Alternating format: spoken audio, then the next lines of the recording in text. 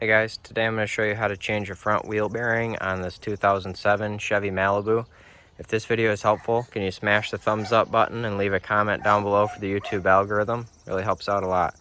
Also check out the affiliate links in the description.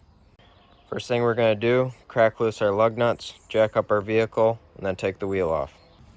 Now you need to remove the axle nut. You'll need a 36mm deep socket. I'll have one of these linked in the description below. Now we're going to remove the brake caliper and bracket. So you're going to remove this bolt right here and that bolt right there. You'll probably have to pry your caliper off, but once you get it off, then you can remove your rotor here. Now we've got 3 bolts on the back of here to take out. There's that one right there. There's one right there. And then there's one on the other side here, right there. This top one can be a little bit tricky to reach, but I'm using a 3/8 inch drive 13 with a 3-inch extension with my ratchet here. Just make sure you get it pushed all the way on. I also turn my wheel this way, gives you a little better angle. Now you need to tap your CV axle here with a hammer. Start pounding it out.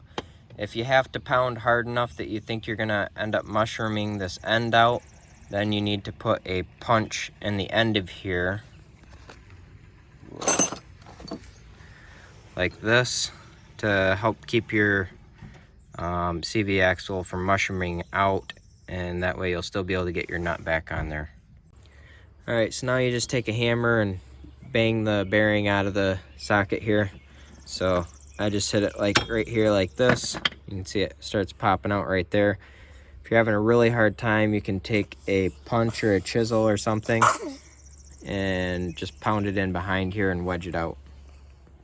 The last thing you'll need to do is unhook this ABS sensor clip right here, if your car has ABS. And then after you bang that bearing out, you just put the new one back in and put it back together the way you took it apart. So if this video is helpful, give it a thumbs up.